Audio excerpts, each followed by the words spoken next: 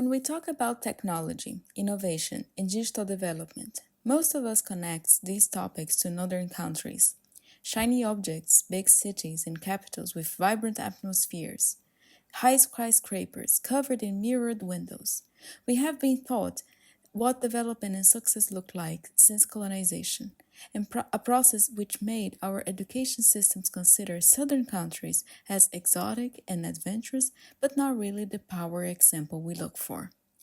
In return, we fail to associate the image of digital technology evolution to contexts in the southern countries, partly because maybe their industry is not fully recognized, but also because we are raised and educated in a narrative in which we intuitively know which are the technological and economical powers of our era. Instead, southern countries are making groundbreaking advancements on the study of technology, but unfortunately, much of this study is still mirrored in what the North understands by the topic. Nations in South America and Africa tend to advance in their technological fields following European and North American standards, both in terms of how they produce and how they regulate what is being produced. This generates a vicious cycle that, although countries are independent from their old colonizing empires, they still hold a lack of autonomy and emancipation in the way civilization and success is narrated and accepted, which is a result from what is called epistemicide, meaning the murdering of traditional and pre-colonial knowledge to be replaced with the then current coloniality mindset. Although colonization might have finished decades and centuries ago, the consequences of epistemicide still reside among citizens in the global south. A side effect included in southern countries are very difficult to be fought and cured. Nevertheless, southern and non-Western societies have reason strongly presented their own side of the truth, and this research lies in strengthening this process, offering a space where technology and innovation can be discussed under southern and non-Western terms. Yet, tensions emerge from this academic trend. Such, for instance, many countries have still basic needs of survival, for example, the necessity of a solution for starvation or having clean and safe water for all. This creates a conundrum in which governments and institutions have to make a priority management in first solving what can decimate their citizens, and then work on what their citizens understand as a fruitful development. Studies released by many international organizations and universities understand that these life-saving priorities are long-term plans lasting 10, 20, even 50 years to be solved, if they get solved. What would put development and education in the area of technology on hold for too long, and with the risk of a society falling behind the economical scale and being considered underdeveloped. What if these necessities can come up with a model to encourage priority management and resource to life-saving topics as a means to work with technology development? This precise question kicked off my work more than 5 years ago, and I am finally managing to discuss some results related to it. There are many models in the area of development in which you can input frameworks to understand how countries and management programs managing their own priorities. However, my research does not follow that path. I instead work on models and frameworks that can meaningfully raise voices of populations and groups of practitioners because they do have difficulty in being heard in meaningful contexts of technology development and appropriation. So that's why, after revising education, ethics, colonization, post-coloniality research field disciplines, I decided to build a framework, a design, which is context-driven and culture-driven instead of being data-driven. The framework for decolonizing transformation in Southern and non-Western technology and innovation is a framework that is applied in the Global South. It is co-developed with societies, with institutions and NGOs in order to promote prosperity and a fruitful understanding of technology. It comes from the idea that if you arrive to a settlement or a social assemblage in the field, for that matter, and talk about technology, sometimes these kind of discourses do not have tract. They don't build a bridge with the local people.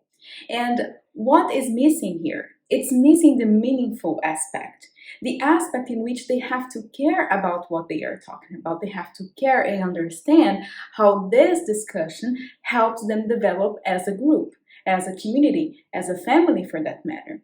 So this framework puts into center the value-centered design, puts into center the context, puts into center the society, the group in which you're working with. And technology, understanding, appropriation, and development is built on top of that. And this is something which can be new in the sense of being applied in the area of the computer sciences or in the area of engineering, but it's something that has been done a lot already in the area of social humanities and the social sciences. And this is because there are already models that try, for example, to ground-based ethics on top of how industries are learning to deal with algorithms and data sets. For example, the STEER model, based on Dr. Fisher's idea, goes in the area of ground ethics to contextualize the aspects of ethics and technology that have to be worked within a certain group in the hard sciences. In the same way, the SETA model, which is on application and appropriation of technology, also builds a ground driver in which societies can discuss technology on their own terms. The new aspect of this framework, it's not just talking about technology with them. It's about talking about technology on their terms. How many times are we getting to social assemblages or groups in which we start discussing on a system or a device or an algorithm for that matter? And this group has to mirror their definitions, mirror their own understanding of technology and how Europe and North America thus build the narrative around the industries and developments and the digital world. And with this framework, we are trying to do something different. We're trying to discuss on their own terms. We're trying to do a thing that it's not data-driven, but context-driven. And this is the center of what I believe is the future of digital humanities and also computer sciences, because this model is, besides building a strong connection with communities, is also built in a way that can share some aspects and results with the technical community. So we can talk with the communication scientists or the data scientists or the computer scientists in a way that we can bridge gaps, we can bridge academic fields, but always on the terms of the chosen group for work. And before we go into the framework's details and settings, how is this connected between South America and Africa? Those are continents that pass through colonization. Colonization is not a speedy process. Our processes that last 200, 300, 400 years, depending on the country. The aspect of epistemicide, which is the murdering of the pre-colonial and traditional knowledge, is something that becomes quite special to be studied, because societies are built in the idea that what they know as the world is not the right narrative to narrate their own environment. So why are we talking here about tech decolonization? Because we are trying to convert, to transform this idea of technology that it's based on the North, foster an idea that it's based on the South. And this is not something that it's quite difficult to be done. It just has to be made a choice. And this choice has to come also from the North, to support and raise voices, even if it's not based on their own economic value and interest. And that's what science is about, is to create a space, is to create a time under which this new resolutions, this new frameworks, these new ideas can be discussed and can be fruitfully documented and published to create ground for our next generations. And what does it mean to create a common driver? So, as you know, the SATA model, which is the base of the TwIST framework, is based on computer communication models. And the computer communication happens on top of a bus or a driver. So, for example, now you are watching me, and I am speaking to you through what? Through the driver of internet. If there wasn't internet, I could not have uploaded my video to YouTube, and you would not be watching me right now. So the driver is the base requirements under which allow communication to flow. And this is something that comes from the computer sciences flow. So the driver origin and word comes from this field. And then on top of that, there are layers, again, based on communication of computers. Computers are also made in layers. That's why when your screen goes out and you broke your screen of your computer, you don't have to change your HD component or your hard drive or even your Intel processor.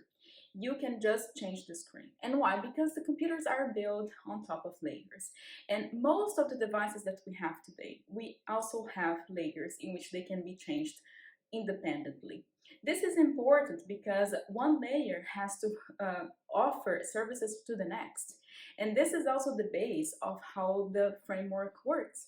Because if you have layers in which you have to go to complete a task or to build meaning, these layers starts to communicating between fields, between academic ideas, but in a way that can be translated also to the non-academic audience. And this is the point of the SATA model. The TwIST framework then is based on this idea, and it has some layers and which are on the X and y-axis, and now I'm going to show you how this is built and how this creates a matrix. In this matrix can be translated to questions to guide a meaningful work with social assemblages. The SATA model is built on top of the layers structured, that is composed by three layers: philosophy, power, and instrument or praxis. Another key point of the SATA model is the creation of a common driver under which the communication and work on the model can be done. The driver will offer the base requirements for all the layers to be addressed. The driver avoids the communication and learning to be unidirectional and opens the door to pluriversality. To build the driver happens a mathematical equation. It is needed to add up all the structural, social, and cultural requirements and to find a common product or service under which the communication can be based on. When working with several groups, there is an additional task of finding a common denominator between them. In the SATA model, so the technology appropriation or development occurs meaningfully, all abstraction layers, praxis, power, and philosophy must be met and addressed. This means that a hardware or software must be collectively discussed and understood under these three phases to create a more holistic and sustainable digital environment. Based on the SATA model structure, the TwIST main goal is to create a visual and graphic representation so communities can properly comprehend their own sense of prosperity and how that is impacted by digital technology. For that, the TwIST adds layers to convey other social signs, bringing to the core the practice and value-centered design and context-driven design. In the TwIST, besides the three original layers from SATA model on XOY, there is one additional layer entitled prosperity that should add up to the existing layers. Plus, on XOY, there are four new layers that are transversal: language and cultural diversity, intersectionality, geography and environment, fairness and justice. That should be the core themes to be worked in each of the four horizontal layers. This creates a matrix that composes and demonstrates the complexity of the TwIST framework. Ideally, technologies should be discussed and thought under all the 16 squares, starting from the most pragmatic, which is praxis, geography, and environment, until the most abstract, which is philosophy, fairness, and justice.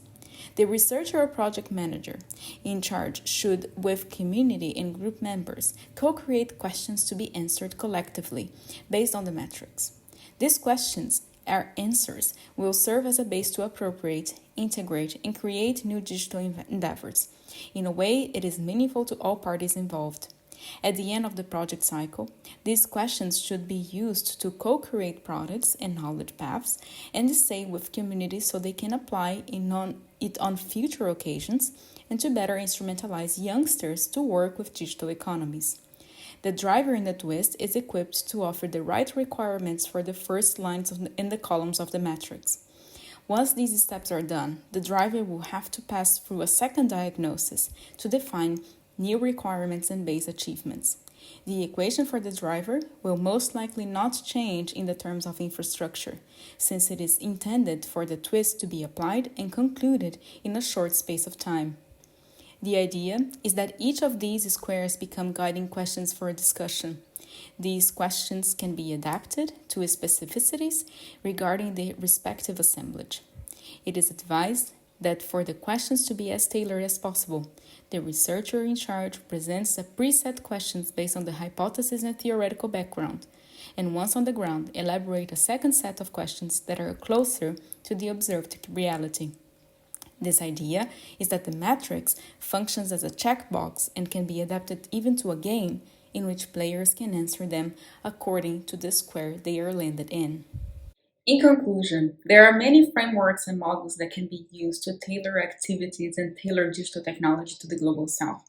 Also, the idea of digital provision in the Global South is not new.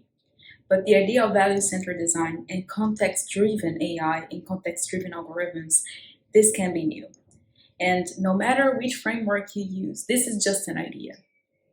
And the important part of it is to make sure that communities are represented in the technology they are appropriating, and also that they feel they have a room to discuss new developments and they are included in this process. So no matter which framework you use, no matter which theory you choose to follow, the important part is to have their interests as a center of digital technology development.